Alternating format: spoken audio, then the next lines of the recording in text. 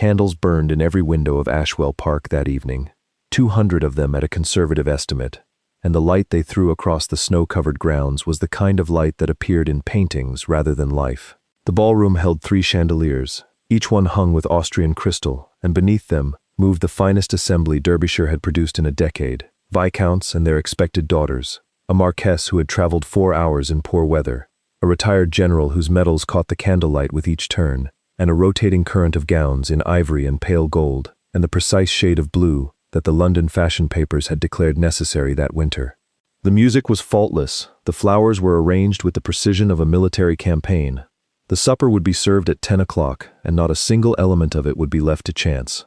And at the edge of all that arranged magnificence, half hidden behind the east pillar with a ledger open across her arm, was Eleanor Ashby. She was not a guest, she was not precisely a servant. She occupied the particular category that the English social machinery produced with reliable efficiency, the impoverished female relation, useful enough to be retained and insignificant enough to be disregarded. She wore a dress the color of old pewter that she had already worn at the last 3 dinners, and she was comparing the evening's final head count against the seating plan she had revised 4 times that week, because the Marchioness's companion had developed a cough at 6:30, and the arrangements had needed redrawing entirely. Eleanor had redrawn them. She had also confirmed the wine order, redirected a delivery of hothouse roses that had arrived at the wrong entrance, and spoken firmly to the under-footman, who had placed the second tier of candelabra 8 inches too far to the left. These were not tasks she had been formally assigned. They were tasks that needed doing, and she was the person who noticed when they needed doing, which in the household of her cousin Lord Ashwell amounted to the same thing as being assigned them.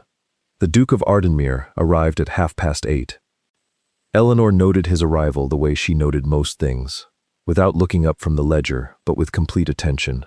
The room altered when he entered, not in the theatrical way of novels, not with a hush or a collective intake of breath, but in the way of a well-built structure under new load, a small, distributed shift, felt rather than seen.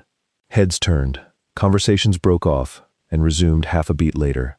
Lady Felicity Crane, who had been positioned near the door since 8 o'clock for precisely this reason, straightened her spine and smiled in the practiced way of a woman who has rehearsed a particular moment. Eleanor did not watch Lady Felicity. She watched the Duke. He was tall, darker coated than the other men, dressed without a single ornament that was not functional. He moved through the room as though completing an obligation, not unkindly, but without the performance of pleasure. He spoke to the Marquess. He accepted a glass he did not drink from. He listened to something Lord Ashwell said, and gave a short reply that made Ashwell laugh with visible relief. He did not look at the crystal chandeliers, or the 200 candles, or the roses that Eleanor had redirected from the wrong entrance.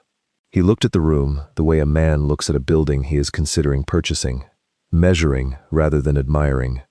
Then he looked at her, not with desire, and not with recognition, because they had never met.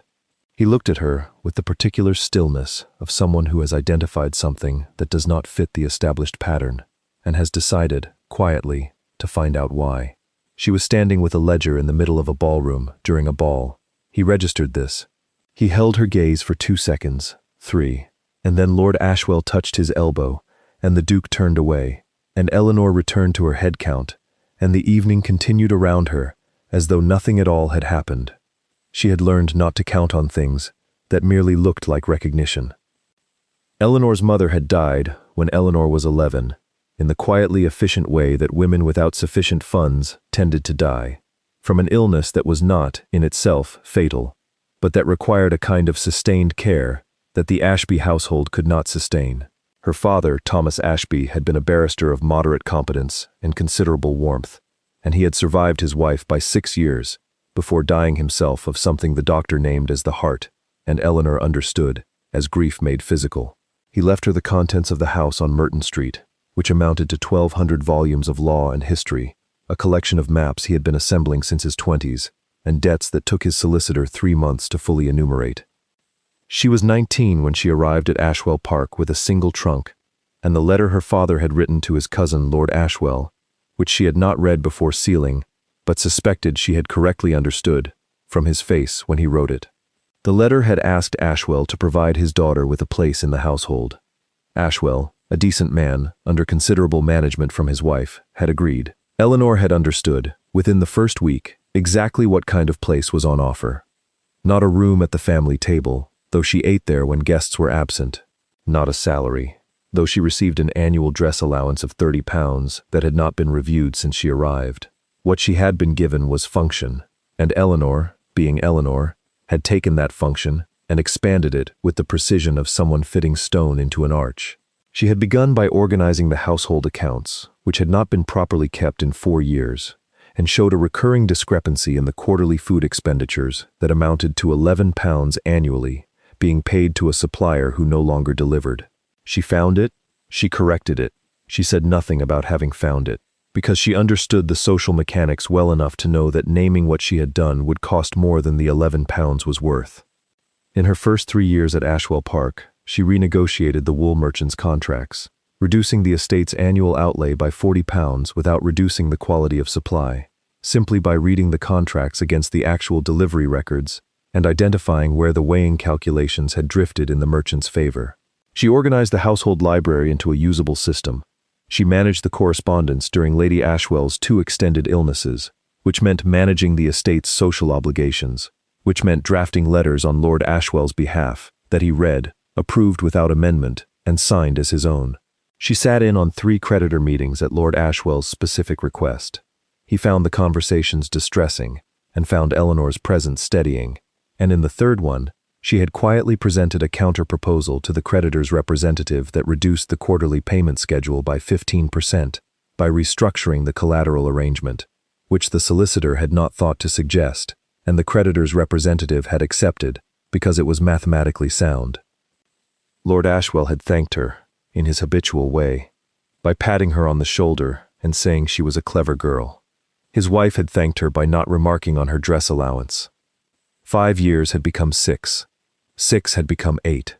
Eleanor was now 27, and she had been managing the operational reality of Ashwell Park for the better part of a decade, with no title, no credit, and no acknowledgement, beyond the occasional moment of private gratitude from a man too comfortable with the arrangement to change it. She could have left. There had been, over the years, a curate who expressed interest, and a widowed farmer in the next parish who had spoken to Lord Ashwell in what she understood to be a preliminary fashion. She had not encouraged either of them, and not from pride. From the knowledge that what they were offering was a different version of the same invisibility, without even the private satisfaction of work done well. She had decided, in a quiet moment during the winter of her 24th year, standing in the Ashwell Library at midnight, with a balance ledger in her hands that she had just brought from deficit to surplus, that she was not going to step aside for the kind of life that was simply easier to administer. She had brought everything she had, and she had put it to work, and she intended to survive in a manner worth the effort. She was not going to become less than she was, not for a curate's cottage, not for anyone. The person being managed in any house is often the person who holds the house together. Eleanor had managed to keep Ashwell Park solvent through 2 bad harvest years and 1 legal dispute over a boundary wall, and no one at that ballroom, not the Marquess, not Lady Felicity Crane, not the 200 candles or the Austrian crystal, knew her name, except, perhaps, the Duke of Ardenmere, but that was a thing she did not know yet. Dominic Ashford, 8th Duke of Ardenmere, had received the investigator's report on the 3rd Thursday of November, and he had read it twice, before folding it and placing it in the center drawer of his desk at Ardenmere Hall, where it stayed for 11 days before he took it out and read it a 3rd time. The report was 16 pages. It concerned the management of Ashwell Park over the preceding 8 years, and it had been commissioned for a specific reason. Dominic was considering a practical arrangement with the Ashwell family. Lord Ashwell had a niece he was prepared to put forward, Lady Felicity Crane, who was beautiful and credentialed, and exactly what a duke's wife was supposed to look like. The investigator had been sent to assess the family's financial stability before any formal conversation was opened. The investigator had found something he had not been asked to find. He had found, threaded through the estate accounts in a handwriting that was not Lord Ashwell's and not his solicitor's, 8 years of operational work of a quality that he had noted in the margin as remarkable and apparently uncredited. He had appended 3 pages of specific examples. He had added, in the impersonal shorthand of a man who dealt in facts, "The subject is identified as Miss Eleanor Ashby, relation to Lord Ashwell by distant cousinship, no formal appointment, no recorded compensation, beyond a nominal dress allowance. Dominic had read those 3 pages with a kind of attention he had not given anything in a long time. His mother had died when he was 14. The Duchess had been a woman of considerable intelligence, who had managed the Ardenmuir estate herself during the 3 years his father had been ill, and had done it without assistance and without acknowledgement, and who had died at 41 from exhaustion that the family physician had entered in the records as a fever. Dominic had understood, by 16, what the fever actually was. He had inherited the dukedom at 22 when his father followed, and he had spent the 6 years since in the particular condition of a man who has work to do, and no one he trusts to do it alongside him. He needed an heir. That was not a romantic need. It was a legal and dynastic necessity. The Ardenmuir entail required a male heir within the next decade, or the estate passed to a distant branch of the family, who would dismantle what 3 generations had built. He needed a wife who was capable of understanding Ardenmuir, not merely of presiding over it. He had looked at Lady Felicity Crane and seen a woman who would preside beautifully and understand nothing, and he had not yet opened the formal conversation, because something in the investigator's report had given him pause. He had arranged to attend the Ashwell ball, not for Lady Felicity, for the woman with the ledger behind the east pillar.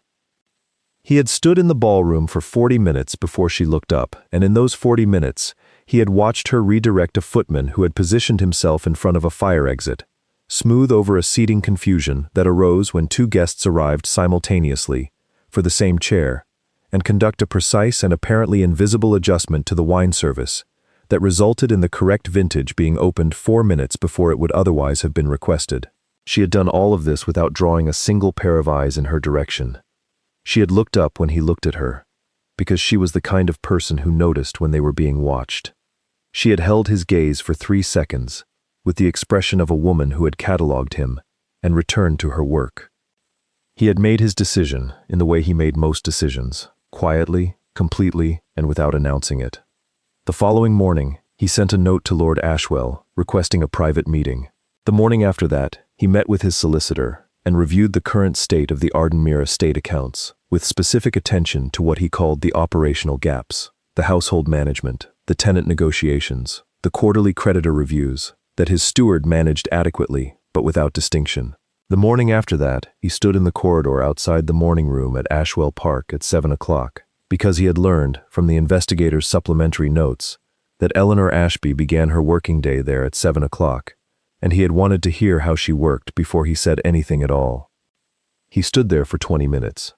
Through the door, he heard her conducting a review of the week's household accounts with the housekeeper, brisk, specific, direct. He heard her identify a discrepancy in the coal delivery records, with the calm efficiency of someone who had done this 100 times, and would do it 100 more. He heard her say, when the housekeeper offered an excuse, "That may be what happened, Mrs. Briggs. What the record shows is different. Let us find out which is correct." No anger in it, no performance of authority, simply the precision of someone who knew exactly where the truth was, and would go and find it. He did not say anything. He simply turned and walked back down the corridor, and that evening, he wrote to Lord Ashwell to request a formal meeting, and in the letter, he specified that he wished Miss Ashby to be present. Lord Ashwell's reply expressed considerable surprise and agreed to everything. The meeting took place in the estate's formal study. Lord Ashwell sat at his own desk and managed to look both proprietorial and confused. Eleanor sat in the chair to his left with her hands folded, wearing her pewter dress, and said nothing until she was spoken to, which was the shape of the arrangement as she understood it. The Duke of Ardenmuir sat across from them and said, without preamble, "I require an heir, not a wife, in the social sense of the term. What I require specifically is a person of sufficient operational intelligence to manage Ardenmuir's household and estate affairs, to understand what it means to be Duchess of Ardenmuir in terms of actual function, and to provide the duchy with the succession it requires. I have reviewed my options, and I am prepared to make a formal proposal to Miss Ashby on those terms." The room held its shape for a long moment. Lord Ashwell said, "I see," in the tone of a man who did not entirely see. Eleanor said, "On what grounds did you determine I was such a person?" Not defensively, with the genuine inquiry of someone who wanted to understand a calculation. An investigator's report, Dominic said. 16 pages. 3 of them concern you specifically. You had me investigated. I had the Ashwell Estate's finances investigated before a separate conversation. You were in the results. Eleanor was quiet for a moment. What precisely did you find unsatisfactory in the alternatives? He looked at her steadily. Nothing. Lady Felicity Crane is an entirely appropriate candidate by every conventional measure. And yet you are here. And yet I am here. He set the investigator's report on the table between them. The 3 relevant pages, extracted and clipped. I would ask you to read those, and then I would ask you to consider the proposal formally. I don't expect an answer today. Eleanor did not reach for the pages immediately. She looked at him for a moment, with the particular expression of someone who is deciding how much to trust what they see. Then she picked up the pages and read them with the systematic attention she gave to everything, and when she was finished, she set them down and said, "This arrangement you are proposing, what would it require of me?" Management of the Ardenmere estate affairs, oversight of the household, the production of an heir, if that is possible, and your honest assessment of the estate's accounts, which I believe are competent but not brilliant. It was the last clause that decided something in her, though she did not let it show. I will consider it, she said. She considered it for 3 days. She spent those 3 days asking questions that most women in her position would not have known to ask. She asked his solicitor, Mr. Edward Latimer, a senior man of 62, who met with her at her request, and regarded her with the quiet attention of someone adjusting an earlier estimation, for a full accounting of the entails requirements, the estate's current income and outlay, and the specific legal situation regarding the succession. She read the documents he provided. She made notes.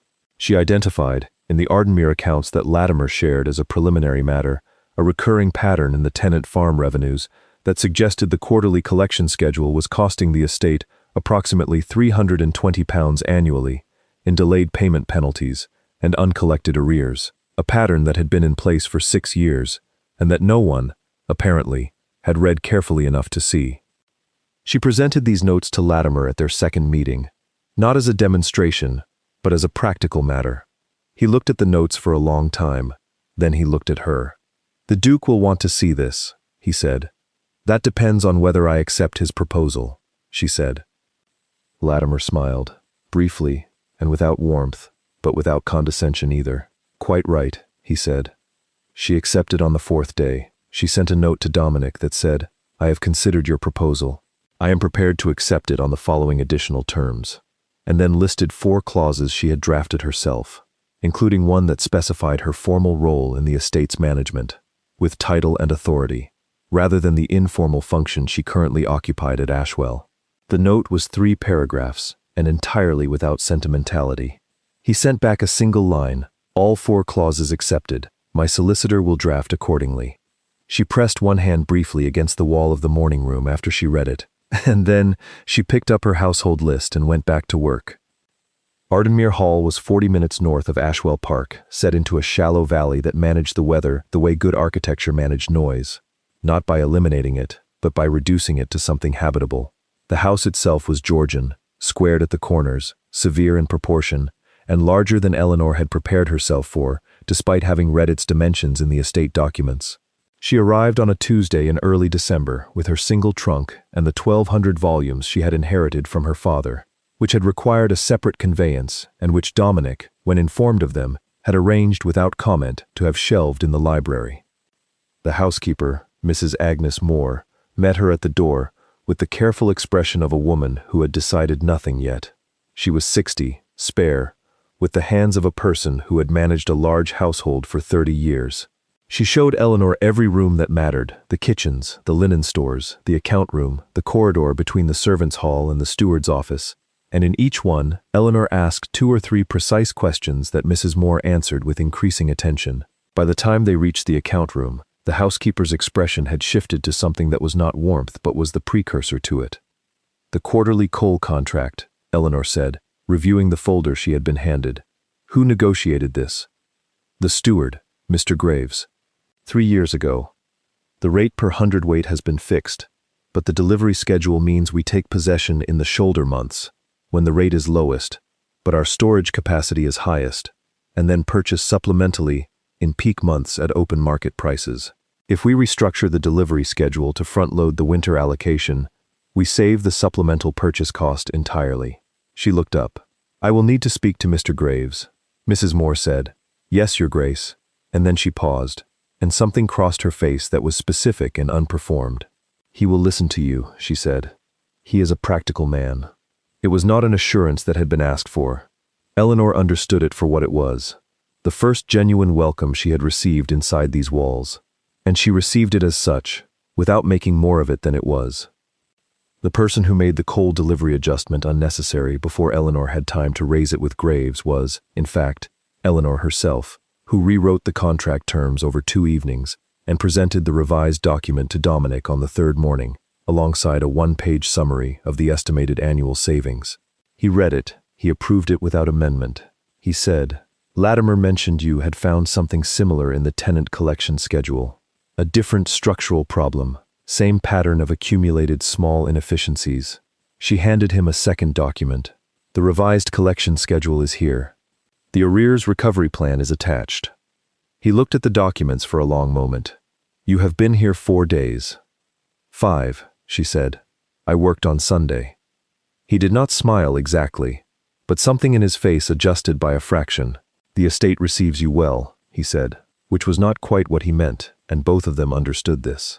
They were married quietly in the parish church in the 2nd week of December, with Lord Ashwell and his wife as witnesses, and Latimer to manage the legal portions. Lady Felicity Crane was not present, which Eleanor noted, and did not remark upon.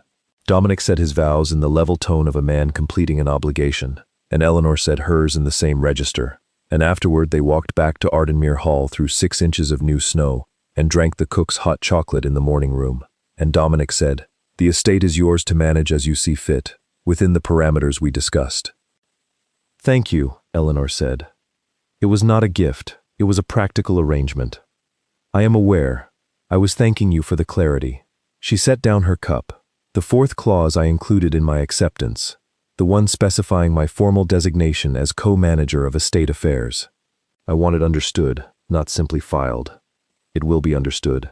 By the steward, by the solicitors, by anyone who conducts business with this estate. He looked at her with the measuring attention she had first received in the Ashwell ballroom, and said, Yes, I will make that clear. She nodded. She picked up her list. The opposition assembled, with the efficiency of a system responding to a disruption. It did not arrive all at once. It came in layers, the way weather comes in from the north, the outer edge arriving first, carrying the cold.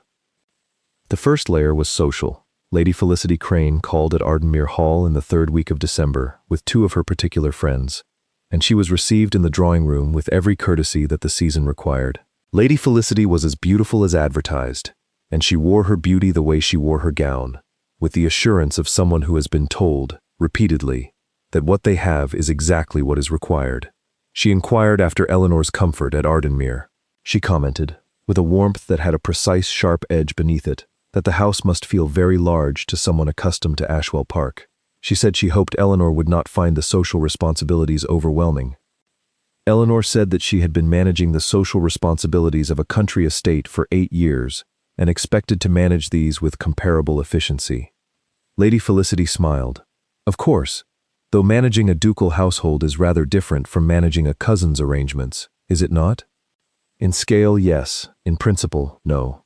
Eleanor paused. Will you take more tea? Lady Felicity took more tea and found no further purchase, and departed in the carriage that carried her particular friends. The visit was not repeated. The second layer was institutional. The Duke of Ardenmere's father, the 7th Duke, who had retired to the dower house on the estate's eastern boundary and was 71, sharp of mind and deeply committed to the idea that things were done in the right way, requested an audience with Dominic in the 2nd week of January. Eleanor was not invited to that meeting, which she noted with the practical attention she gave to all information, including the information contained in exclusions. She learned the substance of it from Dominic, who told her that evening, with the directness she had come to understand was his primary mode of honesty. His father, the former Duke, had expressed a concern that was not personal. He had made this clear, but structural. The Ardenmere succession had always been secured through marriages that maintained the family's standing in a specific social constellation.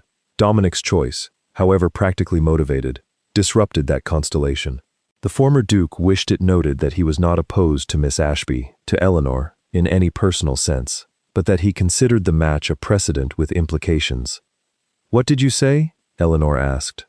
"That I had considered the implications and made my decision." "And he said?" "That he hoped I would not regret it." Dominic looked at her with the particular steadiness she had come to read as his version of attention. "He is not wrong about the structural consequences. The county families will hold their distance for some time. The next month's county assembly will be complicated." Eleanor had already known this. She had been tracking the RSVP pattern to 3 social events she had sent invitations for on Ardenmuir's behalf, and the response rate was 30% below what Latimer told her was the historical norm. She had not told Dominic about the response rate. She had been deciding whether it was the kind of information that needed to be managed or shared. She decided to share it. She opened the folder she kept on the writing table and set the invitation response log in front of him. 29 of the 37 invitations sent returned a declination or no response, she said. The pattern is consistent with social reluctance rather than logistical conflict. The declines cluster by family grouping, which suggests coordination. She paused. "I've drafted a second round of invitations for February, restructured around a specific occasion rather than a general social call. If we give people a reason to come that is distinct from the social question, some portion of the reluctant families may find it easier to accept." He looked at the log for a long moment. What occasion? "A musical evening. I would play." She said it without particular weight. "I have been told I play well. It gives the guests something to attend, rather than something to avoid." Dominic looked at her. "You have been told you play well," he repeated, in the tone of someone noting a significant understatement. "I have been playing since I was 8. I am competent." He said nothing immediately. He had heard her play on 3 occasions now, once in the music room, when she had not known he was in the corridor, and twice in the evenings when she played after dinner while he worked at the far end of the room. He had not remarked on it directly, because it was not the nature of the arrangement they had described to each other, but he had sat with his pen not moving in his hand for 20 minutes, on the second evening, listening to her work through a complex piece, with the same systematic precision she brought to the account ledger, finding the places where it wanted to open and letting them open, and it had been the most sustained attention he had given to anything that was not the estate in 3 years. "The musical evening," he said. "Draft the invitations. I will sign them." There was a dinner in mid-January that was not planned as a proving ground, but became one regardless. Dominic's closest neighbor, Lord Cavendish, a man of 55 who had known the Ardenmuir family for 30 years and whose opinion operated in the county like a weather vane, determining which direction the other families faced, came with his wife and eldest son, and at the table, Eleanor was placed between the eldest son, who was amiable and loud, and Lord Cavendish himself, who spent the first 2 courses assessing her with the methodical attention of a man who keeps his conclusions private until he is certain of them. The conversation turned, as conversations in that county at that time invariably turned, to the management of tenant farms. The winter had been hard. Several of the smaller tenant holdings were under financial pressure, and there was a general agreement at the table that the situation required careful handling. Lord Cavendish said, speaking broadly to the table but directing the substance toward Dominic, that it was his experience that the best approach was a temporary reduction in quarterly rents, taken against a deferred payment schedule that recovered the reduction once the tenant's position stabilized. Eleanor said, into a brief pause in the conversation, "That approach has merit in ordinary circumstances. The difficulty here is that the arrears problem on this estate predates the difficult winter by at least 6 years. I've reviewed the collection records. A deferred reduction scheme, applied to tenants who are already operating on a reduced base, will compound the arrears rather than resolving them. What the records suggest is needed is a restructured lease arrangement for the most vulnerable holdings, with productivity-indexed rent rather than a fixed quarterly figure, so that the estate's income tracks actual conditions rather than lagging behind them by 2 seasons. The table was quiet. Lord Cavendish looked at her. "You have reviewed the collection records?" "Yes, since early December. And you believe the arrears problem is structural?" "I believe it is documented. The records show it clearly." She looked at him with the steadiness of someone who is presenting a fact, not an argument. "I have a summary prepared, if it would be useful." Lord Cavendish held her gaze for a moment. "I would like to read it," he said, which was not warmth, but it was not dismissal, and in the social mechanics of that table, it was considerably more than she had expected. She had managed the estate's operational crises before breakfast for months. She could manage a dinner conversation. The library was where they most often found themselves, in the same room after dark. This was not by arrangement. It was a consequence of Dominic working late on estate correspondence, and Eleanor reading at the east table, which had the best lamp, and both of them being people who did not require conversation to occupy the same space comfortably. It had been comfortable from the beginning, which had surprised her. She had expected the arrangement to feel like an arrangement, functional, considered, slightly formal in its silences. It did not feel like that. It felt like two people who had been placed in proximity and had found, without discussion, that the proximity suited them. He brought her coffee at 10 o'clock, the first time, because he was making it for himself and she was still at the table. He set it down without comment. She said thank you without looking up. This happened 3 more times before she registered it as a habit rather than an accident. She had told him, on an evening in late January, that the coal delivery modification had saved the estate exactly what she had projected, £308 in the first quarter, with the projection bearing out the model. She told him this, the way she told him most things, directly, without preamble, in the middle of something else. He had put down the letter he was writing and looked at her for a moment that lasted a beat longer than information required. You told me it would be 320, he said. £12 of variance. The supplier adjusted 1 delivery weight. I have the record. She paused. I was £12 wrong. I wanted to note it. He looked at her with the particular expression she had come to read as his version of being moved by something, which was a quality of stillness that the rest of his face did not share. You're noting a £12 error in a £300 saving. I gave you a projection. The projection was not exact. That should be on the record. He did not say anything. He picked up his pen and returned to his letter, and then he set it down again and said, Eleanor. She looked up. In 14 years of managing this estate and its predecessors, no one has ever brought me a £12 variance on a £300 saving and noted it. He paused. My mother would have done. She was that kind of person. It was the first time he had mentioned his mother directly to her. She understood what it cost him and did not make more of it than he had offered. She said simply, I know about her. Latimer told me the broad outline. What did he tell you? That she managed Ardenmere alone for 3 years. That she died at 41. She set down her pen. That the records from that period are the most orderly in the estate's history. He was quiet for a long moment. Yes, he said. They are. I read them, Eleanor said. In December, when I was reviewing the estate's full archive, I read them carefully. He looked at her, and I think she was remarkable, and I think the estate has been trying to recover from her absence ever since, without quite knowing what it lost. He turned his face slightly away from the lamp. She watched him and did not say anything further, and after a moment, he turned back and said, with the composure of someone who has taken something apart and put it back together very carefully, the musical evening is scheduled for the 15th of February. Yes, she said. There is a piece she played. I have it in the music room. I would like you to consider it. She said, bring it to me. He brought it the following morning, a hand-copied score that had been in the music room for 27 years.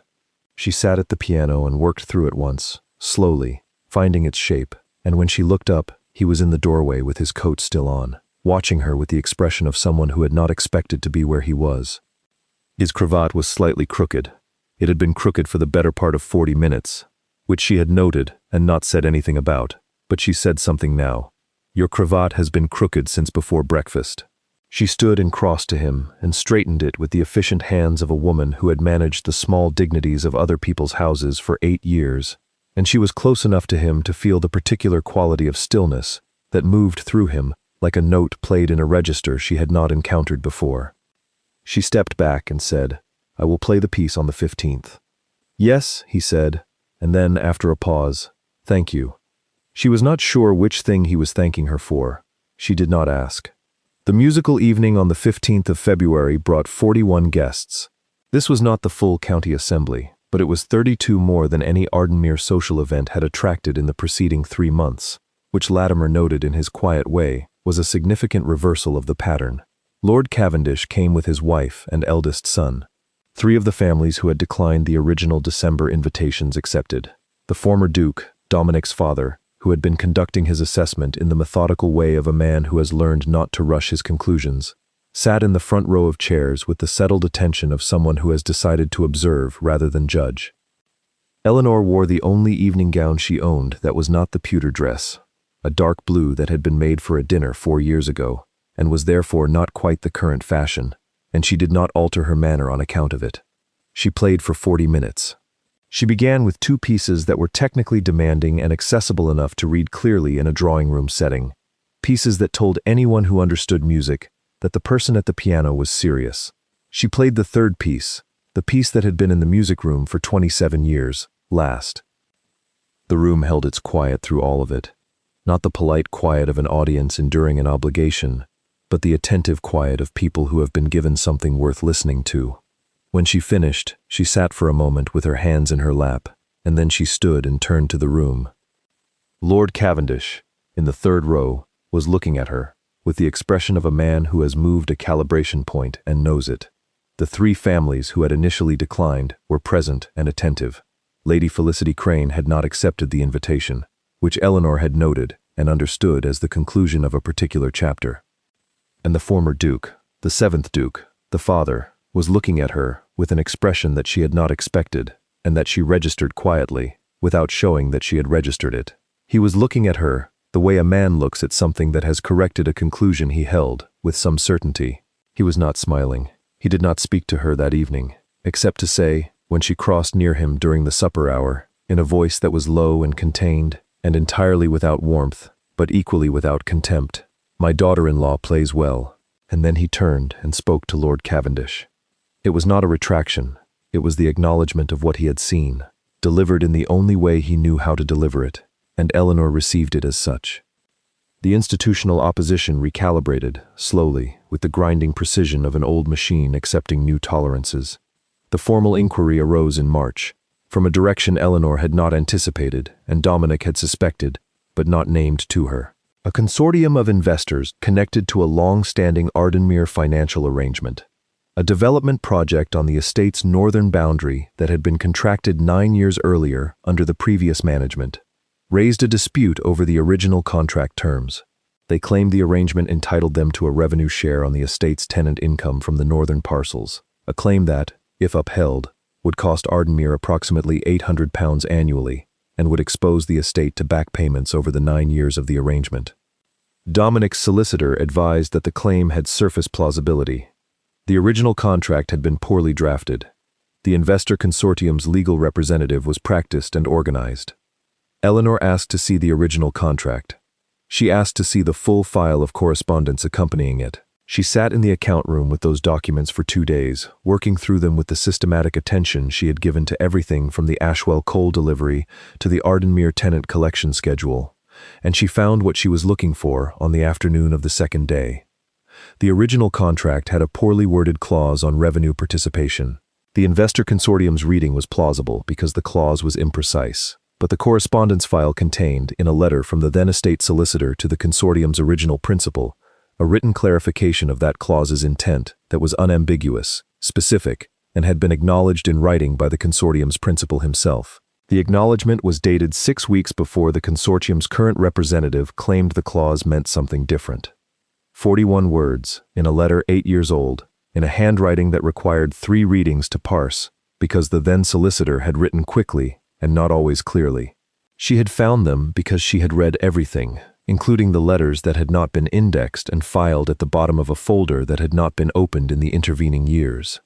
She presented the finding to Latimer, who read the letter and the acknowledgement with the focused attention of a man who has practiced not showing surprise, and then showed it anyway, for a fraction of a second before composing himself. "Where did you find this?" he said. "The correspondence folder. It was not indexed." She paused. "The consortium's representative will have the same file if they have done their discovery properly. If they haven't read it, they don't know it exists. If they have read it, they are bringing the claim, knowing this letter undermines it." Latimer looked at the letter for another moment. "Either way," he said, "this ends the claim." "Yes," Eleanor said. I would like to present it at the inquiry myself. Latimer looked at her with the measured attention of a man deciding how much of what he is thinking to say. The inquiry will be conducted before the investor consortium's representatives, the estate's senior advisors, and— He paused. I believe the former Duke has asked to observe. I know, Eleanor said. She had learned this that morning. I would still like to present it. The inquiry was held in the estate's formal meeting room on a Thursday in late March, with 8 people on one side of the long table, the investor consortium's 2 representatives and their legal counsel, plus 2 independent witnesses they had named, and on the other side, Latimer, the estate's own legal counsel, and Dominic. Eleanor sat beside Dominic. She had placed her folder on the table in front of her, and her hands folded on top of the folder, and she looked at the room with the composure of someone who has managed 11 creditor meetings and 2 boundary disputes and a full decade of invisible crises, and is not going to be undone by a table of men with documents. The consortium's legal representative presented the claim clearly and at length. It was a competent presentation. The clause was, as claimed, genuinely ambiguous in its drafted form, and the surface argument had the weight that surface arguments have when they are organized by people who know how to organize them. When the representative concluded, Dominic's counsel began a standard rebuttal that covered the estate's position on the contract interpretation. Eleanor listened, and when the rebuttal concluded, she opened her folder. I would like to present one item of additional documentation, she said. The consortium's counsel looked at her with the particular expression of a man who has not prepared for this variable and is deciding how to respond to it.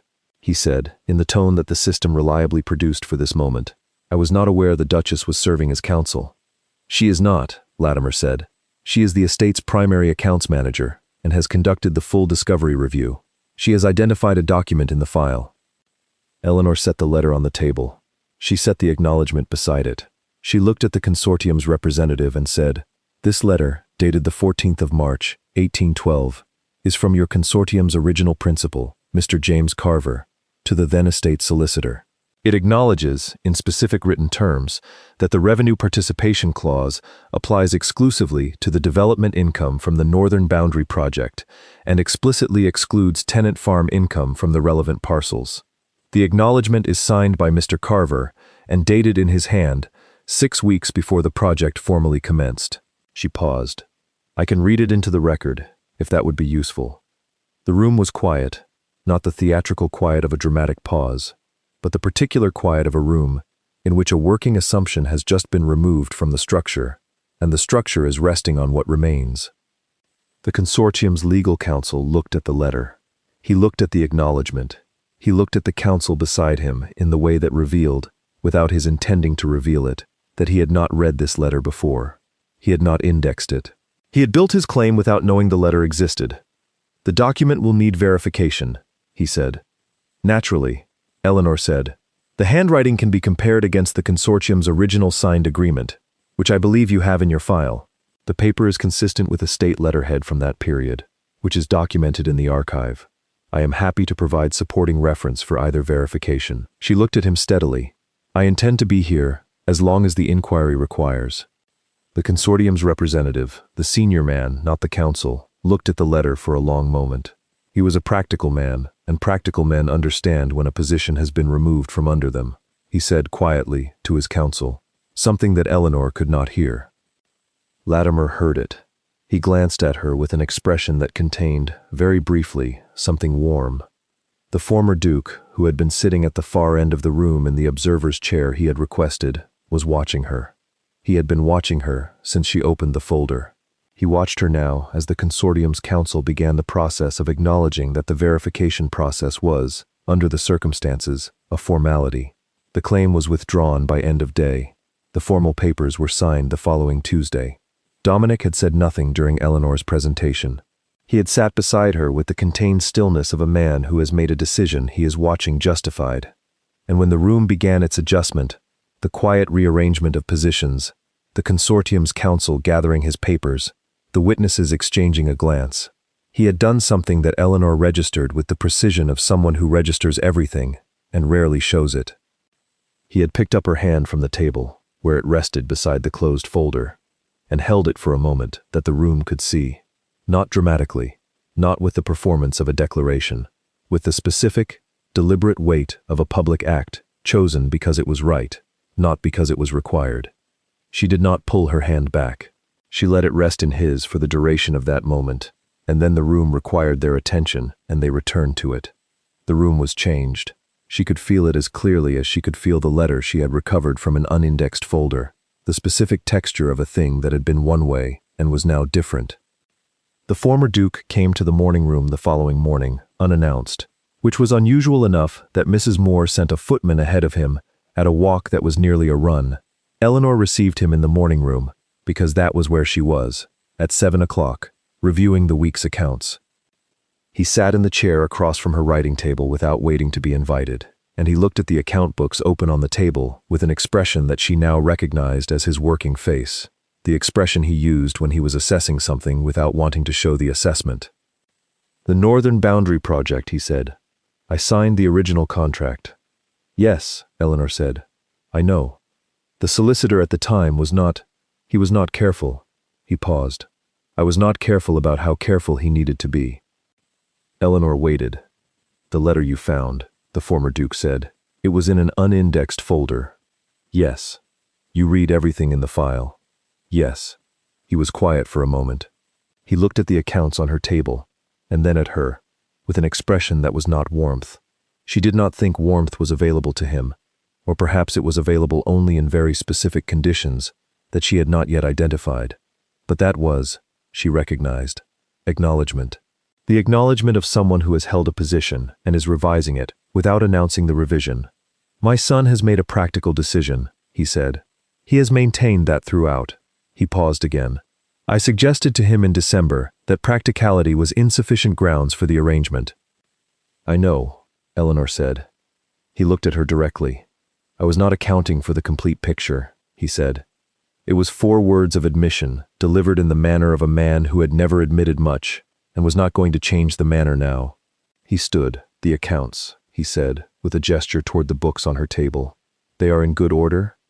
"Better than good order," Eleanor said. "They are in the best order they have been in 20 years. I compared them against the archive." Something moved across his face that was not quite a smile. "Good morning, Your Grace," he said, and left. Eleanor sat with her hands on the closed account books for a moment. Then she picked up her pen and returned to the week's review. He said, "Eleanor." "Yes. I want to correct something I said in December." She set down the book. She looked at him. "I said I required an heir, not a wife, in the social sense of the term." He paused, and the pause had the weight of a man who has drafted this sentence several times and decided on the final version. That was a description of the practical requirements. It was not a complete description of what I wanted. Eleanor was still.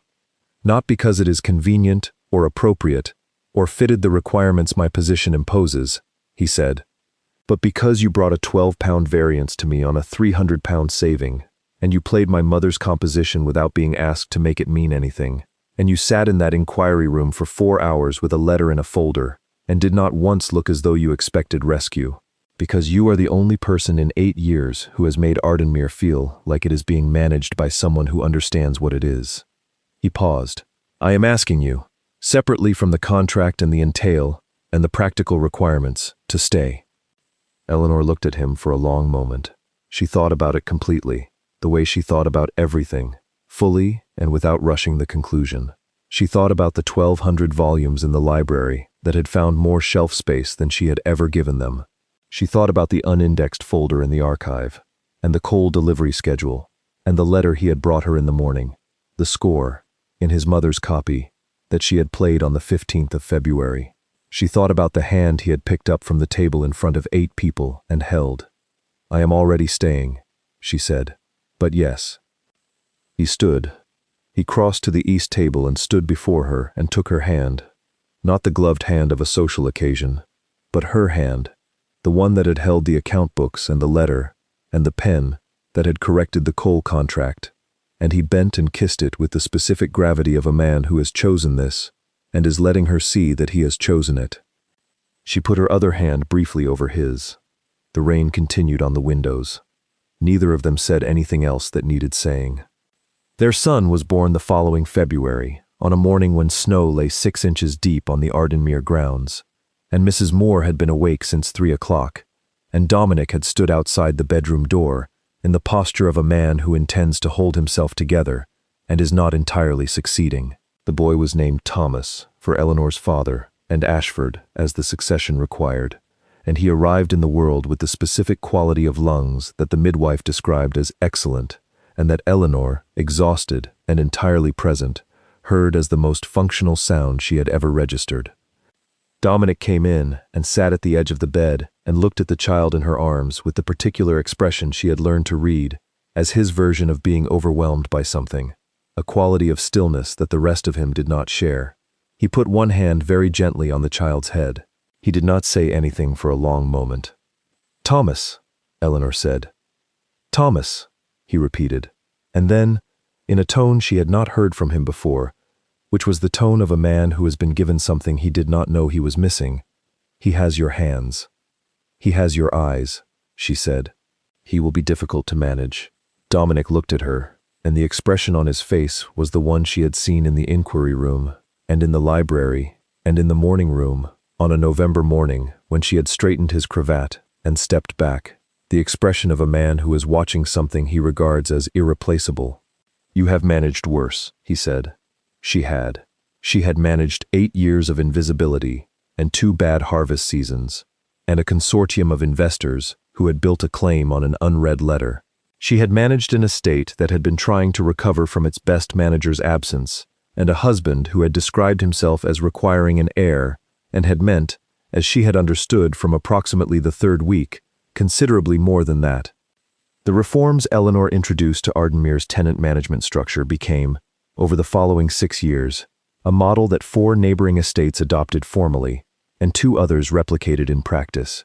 Latimer, who retired in Eleanor's 3rd year at Ardenmere, wrote in his retirement notes that the estate's operational transformation between December 1815 and December 1821 was the most significant he had observed in a 40-year career, and that its architect had done it with less authority than any man in her position would have been granted at the outset, and more effect than most men would have achieved with the full authority available to them.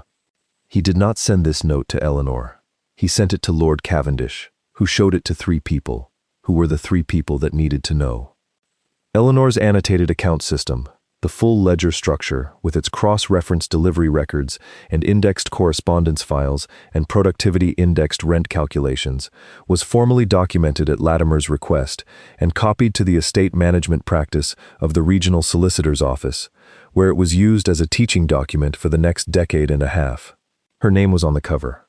Thomas Ashford, who secured the succession and who had his father's eyes and his mother's hands, and a quantity of noise that suggested he would be, as predicted, difficult to manage, took his first steps in the Ardenmere library on a Tuesday morning in late spring, heading toward the east table, where Eleanor was working, and reached it by the expedient of catching the table leg and hauling himself upright with the focused determination of someone who has identified an objective and intends to reach it. Eleanor set down her pen and caught him before he could pull the account books down with him. Dominic was in the doorway. He had been there for most of it. He watched the boy right himself in Eleanor's arms with the settled attention of a man who has been watching the same person for 6 years and has not yet finished learning what he is seeing. She knew he was watching. She had always known when he was watching. She looked up and met his eyes across the room with the expression she did not have to compose or perform, the one that was simply the fact of the thing, that she was here, in this room that she had made orderly and solvent and warm, with this child who had arrived in February and would one day manage what she had built, and with this man who had sent a 16-page investigator's report and found her at the edge of a ballroom and asked her, in the plainest possible terms, if she was willing to put everything she had to work in a place that would finally be large enough to hold it. She had been. She was.